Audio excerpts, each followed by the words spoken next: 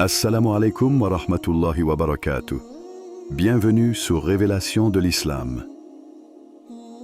Dans cette vidéo, nous allons ensemble explorer des enseignements précieux de l'Islam qui, Inch'Allah, renforceront votre foi et apporteront de la lumière dans votre vie. Aujourd'hui, nous plongeons dans un sujet qui touche le cœur même de notre foi. La distance que nous ressentons parfois avec nos proches.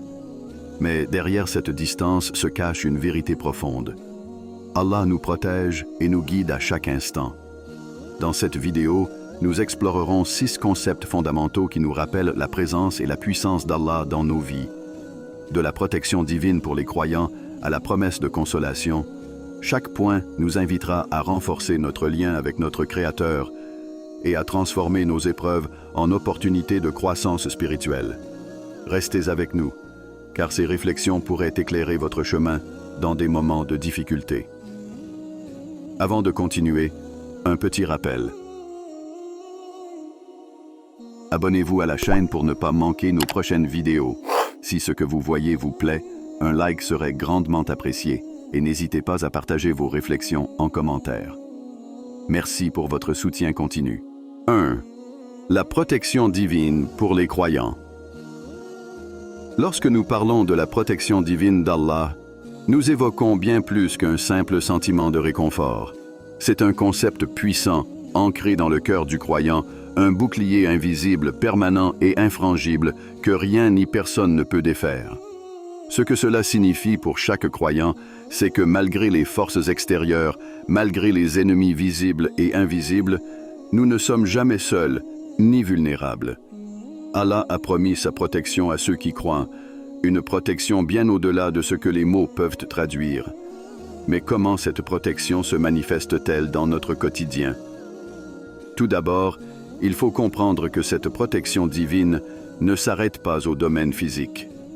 Elle englobe le cœur, l'esprit et même l'âme, offrant ainsi une défense contre des assauts bien plus insidieux que les simples attaques matérielles. Dans un monde où la méchanceté, l'envie et la rancœur peuvent parfois nous cibler sans raison apparente, cette protection invisible agit comme une barrière qui filtre les mauvaises intentions, un rempart qui préserve l'intégrité et la sérénité de celui qui croit. Prenons l'exemple de l'histoire du prophète Muhammad, paix et salut sur lui, lors de la bataille de Badr. Les croyants étaient en nombre réduit face à une armée bien plus puissante. En apparence, la défaite semblait inévitable. Pourtant, à travers leur foi et leur confiance en Allah, une intervention divine a fait pencher la balance en leur faveur. Cet épisode symbolise parfaitement cette promesse de protection divine. Lorsqu'un croyant se tient fermement dans sa foi, Allah envoie un soutien qui transcende toute logique humaine. Mais cette protection ne se limite pas aux moments de guerre ou aux épreuves de la vie de prophète. Elle est aussi présente dans le quotidien du croyant. Imaginons une situation courante. Vous êtes entouré de gens qui parlent derrière votre dos, qui cherchent à nuire à votre réputation ou à mettre des obstacles dans votre chemin. Sans même que vous soyez conscient de ces complots, Allah veille et détourne de vous ces mauvaises intentions. Comme un vent qui souffle les nuages avant qu'ils ne cachent le soleil, sa protection agit même lorsque nous ne la percevons pas directement. La nature de cette protection est aussi liée à l'intention et à la foi du croyant.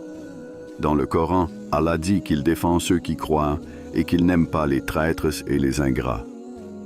Cette distinction est cruciale. Allah protège activement ceux qui lui font confiance, qui se soumettent à sa volonté et qui choisissent de vivre selon ses enseignements. Dans ce processus, le croyant développe une relation personnelle avec Allah, un lien basé sur la certitude que sa protection est constante et inébranlable. Ce n'est pas seulement un acte passif de foi, mais un engagement à laisser Allah être notre refuge et notre protecteur. Un aspect fascinant de cette promesse de protection est qu'elle s'étend même dans les moments où nous nous sentons seuls ou vulnérables. Imaginez un instant de solitude où les doutes vous envahissent, où les voix extérieures tentent de vous persuader de votre faiblesse ou de votre incapacité. Dans ces instants, rappelons-nous que même notre silence est entendu par Allah. Par sa volonté, il mettra en place une protection qui dissuade ceux qui cherchent à nous ébranler. Il s'agit d'une présence invisible, d'une paix intérieure que même les défis les plus intenses ne peuvent ébranler. Une autre dimension de cette protection divine est la manière dont elle agit non seulement pour éloigner les dangers, mais aussi pour transformer ces menaces en opportunités de renforcement spirituel. Chaque attaque contre un croyant devient une chance de renouveler sa foi, de se rappeler que seul Allah est notre véritable allié. Ainsi, lorsque les gens cherchent à nous blesser ou à nous déstabiliser, Allah transforme cette adversité en un rappel de sa présence et de sa puissance. Cette protection n'est pas un privilège accordé uniquement à ceux qui prient en période de détresse. Elle est constante, renouvelée à chaque instant par la fidélité et l'amour d'Allah pour ses serviteurs. Ce bouclier divin ne s'active pas uniquement quand le danger frappe. Il est déjà là, avant même que nous ne prenions conscience des menaces potentielles.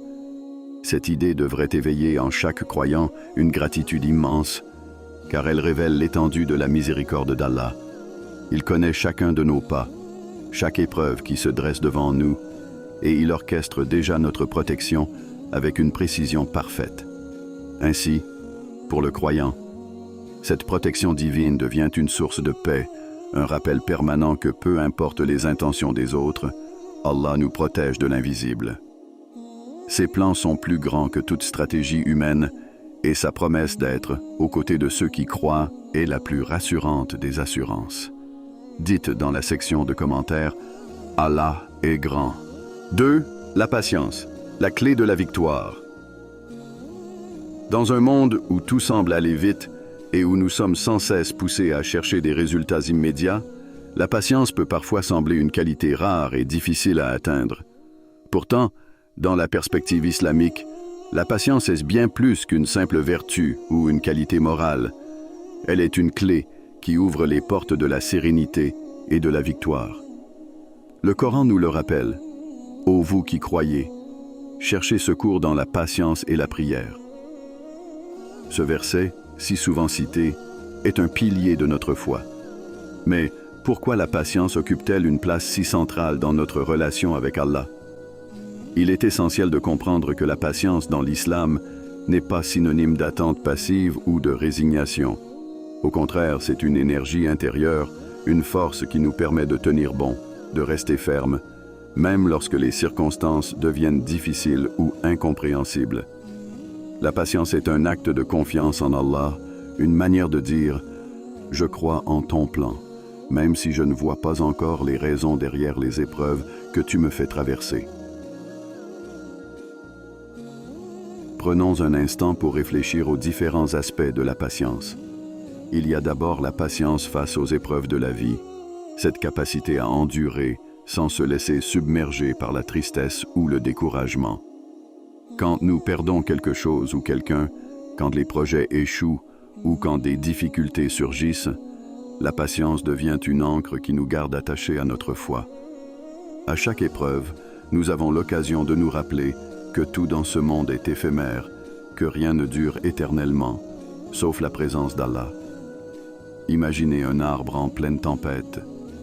Ses branches se plient sous la force du vent, mais il reste enraciné, solide, car ses racines plongent profondément dans la terre. Pour le croyant, la patience est cette racine qui l'ancre, le garde stable malgré les bourrasques de la vie. Et cette stabilité, ce calme intérieur, n'est pas seulement un moyen de survivre aux épreuves, mais un moyen de grandir, de s'élever spirituellement. La patience est aussi un acte de résistance, une forme de lutte contre nos propres faiblesses. Dans notre société moderne, nous sommes habitués à satisfaire immédiatement nos désirs et nos besoins. Or, la patience exige un contrôle de soi, un recul face à nos pulsions immédiates, qu'elles soient physiques ou émotionnelles. Quand quelqu'un nous provoque, la réaction instinctive serait peut-être de répondre avec colère ou de rendre l'appareil. Mais le croyant choisit la patience, non par faiblesse, mais par force, car il sait que son comportement est observé par Allah et que chaque acte de patience est un témoignage de sa foi. Dans la vie du prophète Muhammad, paix et bénédiction sur lui, la patience a été l'une des qualités qui l'ont distingué. Lorsqu'il était persécuté, insulté, rejeté par son propre peuple, il ne s'est pas laissé emporter par la rancœur. Il a attendu, prié et persévéré, convaincu qu'Allah avait un plan plus grand pour lui et pour sa mission. Cet exemple montre que la patience est une arme silencieuse mais puissante. Elle nous permet de résister à la tentation d'abandonner, de désespérer, et nous conduit vers la victoire. Et cette victoire, parlons-en. La patience nous rapproche non seulement d'Allah, mais elle nous mène aussi vers une récompense spirituelle bien plus grande que tout ce que ce monde peut offrir. À chaque instant où nous faisons preuve de patience, notre foi s'approfondit. Nous devenons plus forts, plus résilients, capables d'endurer des épreuves encore plus grandes. C'est un processus de purification, une manière pour Allah de tester la sincérité de notre foi et de nous préparer pour des bénédictions encore plus grandes. De plus, la patience est indissociable de la prière. Dans les moments de souffrance ou d'attente, la prière est ce dialogue intime avec Allah, une occasion d'ouvrir notre cœur, d'exprimer nos peurs, nos doutes et nos espoirs. À travers la prière, nous transformons notre patience en un acte de foi. Nous rappelons à notre âme que même si tout semble difficile, Allah entend nos supplications et connaît chaque détail de nos vies. Nous ne sommes pas abandonnés et chaque épreuve a un sens, un objectif, même si nous ne le comprenons pas immédiatement. Ainsi, la patience n'est pas seulement une force intérieure, mais une école de vie. Elle nous enseigne la résilience, la foi et l'acceptation du décret d'Allah. Elle nous montre que chaque difficulté que nous rencontrons est une opportunité de nous rapprocher de lui, de raffermir notre foi et de grandir en tant qu'êtres humains. À travers la patience, nous découvrons notre propre capacité à endurer, à résister, à espérer. Pour chaque croyant, la patience devient alors bien plus qu'une simple qualité. C'est un voyage, une quête vers une foi plus profonde, une victoire personnelle qui nous épanouit et nous renforce. Quand tout semble s'effondrer autour de nous, rappelons-nous que la patience nous guide. Elle éclaire notre chemin et elle est la preuve ultime de notre confiance en Allah. 3. La foi dans le plan d'Allah. La foi en le plan d'Allah est, pour chaque croyant, une source de paix, une sérénité inébranlable dans un monde rempli d'incertitudes. Quand la vie devient difficile, que les efforts semblent vains et que les chemins autrefois clairs se brouillent, c'est souvent dans ces moments-là qu'Allah nous appelle à lui faire confiance. Il nous rappelle que sa sagesse dépasse notre compréhension et que chaque événement qui survient dans notre vie, que nous le percevions comme positif ou négatif, a un but précis. Imaginez un instant vous tenir au bord d'une falaise, regardant en contrebas un océan agité. La tentation pourrait être de reculer, de chercher à s'échapper ou à comprendre immédiatement pourquoi vous êtes là. Mais avoir foi en Allah signifie accepter de rester ancré là où il vous a placé, même si tout semble inconfortable ou incertain. Cette foi, c'est savoir qu'il y a une raison à cette épreuve et qu'Allah ne nous laissera jamais tomber. L'une des plus belles expressions de cette foi dans le plan d'Allah se trouve dans l'histoire du prophète Abraham, paix sur lui. Confronté à l'ordre de sacrifier son fils, il ne questionne pas, il ne tente pas de rationaliser l'incompréhensible, il a une confiance totale en le décret divin. Et Allah, dans sa miséricorde infinie, remplace cette épreuve par une bénédiction. Cette histoire illustre une vérité profonde. Quand nous plaçons notre confiance en Allah, même les situations les plus désespérées se transforment en occasion de nous rapprocher de lui. Mais comment pouvons-nous développer cette foi? La confiance en Allah, ce n'est pas attendre passivement que tout s'arrange. C'est vivre en sachant que, même si nous faisons de notre mieux, Allah est celui qui a le dernier mot. Cette foi nous invite à agir, à nous investir, tout en laissant la fin de l'histoire entre les mains de celui qui connaît tout. Parfois, les événements de la vie nous semblent absurdes, injustes ou douloureux. Nous perdons un emploi, une relation prend fin, ou des épreuves inattendues viennent briser notre équilibre. Face à ces difficultés, il est humain de ressentir la frustration, l'inquiétude ou même le désespoir. Pourtant, c'est précisément dans ces moments que la foi en Allah trouve tout son sens. Elle devient cette force invisible qui nous porte, cette voix intérieure qui nous murmure que, malgré tout, nous sommes dans le plan parfait du Très-Haut. Un autre exemple poignant est celui de Joseph, Youssouf, jeté dans un puits par ses propres frères et vendu comme esclave. En apparence, ce destin semblait cruel, incompréhensible, mais avec le recul, on réalise que chaque étape de cette épreuve l'a préparé à une mission plus grande, un rôle important auprès de son peuple. Cette histoire est une preuve de la perfection du plan d'Allah, qui orchestre chaque détail de notre vie pour nous mener là où nous devons être, même si nous ne le comprenons pas sur le moment. La foi en Allah est donc une ancre, un point de stabilité quand tout semble incertain. Elle nous apprend à voir au-delà de l'immédiateté de la situation, à cultiver une patience active, où chaque épreuve devient une opportunité de renforcer notre lien avec lui. Quand une porte se ferme, notre foi nous enseigne à chercher les signes subtils d'une nouvelle ouverture, d'un chemin que nous n'avions pas envisagé. Cette foi nous libère également des attentes et des jugements des autres, dans un monde où chacun a un avis, où les gens nous poussent à choisir telle ou telle voie. Se rappeler que seul le jugement d'Allah importe nous apaise. En plaçant notre confiance en lui, nous nous détachons des pressions externes et trouvons une liberté spirituelle unique. Nous réalisons que notre vie, notre succès et même nos épreuves ne sont pas définis par les standards humains, mais par le décret divin. Avant de continuer, un petit rappel. Abonnez-vous à la chaîne pour ne pas manquer nos prochaines vidéos. Si ce que vous voyez vous plaît, un like serait grandement apprécié et n'hésitez pas à partager vos réflexions en commentaire. Merci pour votre soutien continu. 4. La réversibilité des conspirations. L'histoire est remplie de récits où les ennemis des croyants tentent, par ruse ou par force, de les ébranler, de les détourner de leur foi, ou de les faire échouer dans leur mission. Ce qu'ils ignorent, c'est que, dans le plan divin, leurs conspirations et leurs pièges se retournent souvent contre eux. Allah, le meilleur des stratèges, est celui qui a le pouvoir de transformer chaque embûche, chaque machination, en tremplin pour élever les croyants. Prenons le récit de Moussa, Moïse, lorsqu'il avait été confronté au Pharaon, l'un des dirigeants les plus tyranniques de l'histoire. En cherchant à soumettre son peuple, le Pharaon n'avait qu'un seul but, écraser toute rébellion et s'assurer que son autorité reste incontestée. Mais ce qu'il ne savait pas, c'est que son arrogance et sa cruauté allaient mener à sa propre chute. En cherchant à annihiler la foi de Moussa et de ses partisans, le Pharaon n'a fait qu'accomplir le plan d'Allah. Lorsqu'il a poursuivi les croyants jusqu'à la mer Rouge, pensant les capturer et les anéantir, Allah a ouvert la mer pour sauver son prophète et ses fidèles. Le Pharaon, lui, a été englouti avec son armée par les mêmes eaux qui avaient offert la liberté aux croyants.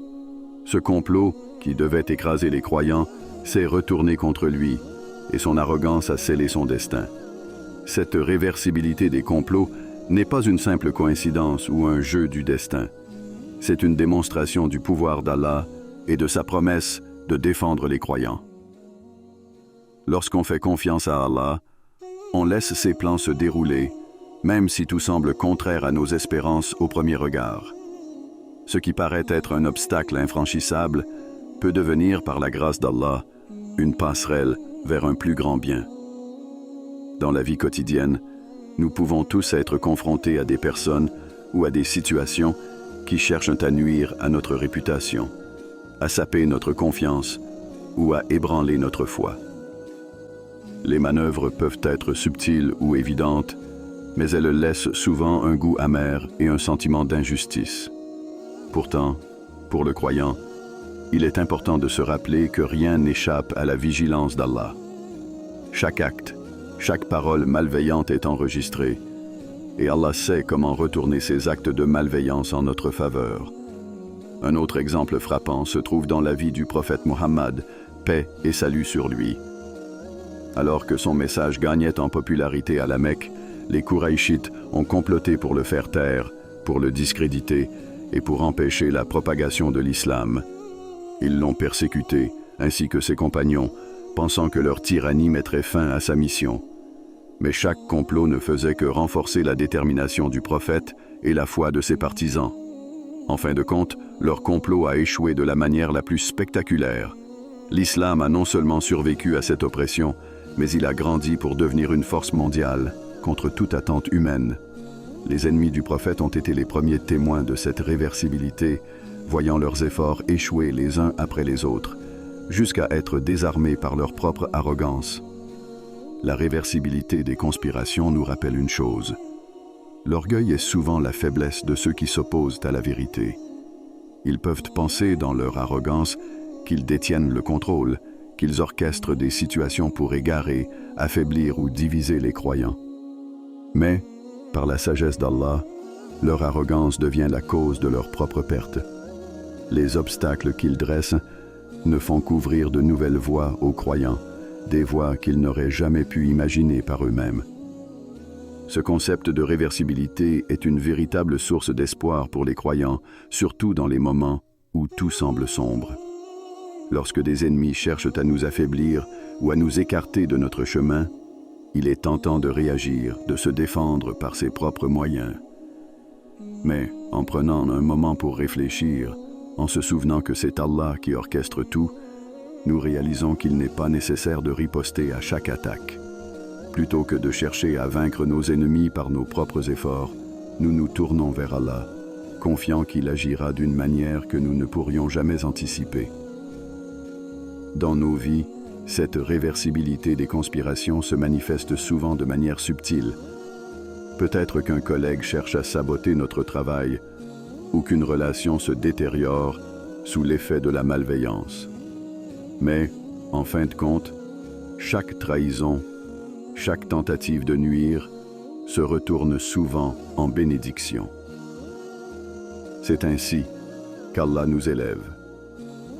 Les embûches se transforment en leçons, les trahisons en opportunités de croissance et les épreuves en victoires silencieuses. Parfois, ces victoires se déroulent devant ceux-là même qui cherchaient notre perte, les laissant perplexes et désarmés. Alors, face aux conspirations et aux manœuvres des ennemis, le croyant garde la tête haute, rempli de la certitude que tout est entre les mains d'Allah. Peu importe les intentions des autres, le décret d'Allah est au-dessus de tous. Leur arrogance, leurs complots, leurs efforts pour nous faire tomber ne font que préparer le terrain pour notre ascension. Pour chaque croyant, ce rappel est puissant. Nous ne sommes jamais seuls dans notre combat. Quand les forces de ce monde semblent nous accabler, le pouvoir divin agit dans l'ombre, prêt à renverser la situation en notre faveur. 5. La justice divine infaillible. Dans un monde où l'injustice semble parfois omniprésente, où les mauvais actes semblent impunis et les opprimés souvent sans voix, la foi en la justice d'Allah est un refuge précieux pour les croyants.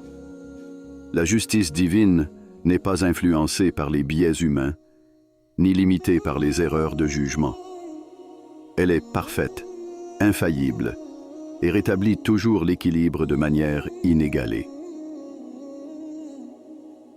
Quand un croyant subit une injustice, l'instinct naturel est souvent de réagir, de se défendre, de chercher à rétablir ses droits par ses propres moyens. Mais dans cette quête, nous pouvons facilement tomber dans un cercle de ressentiment et de vengeance.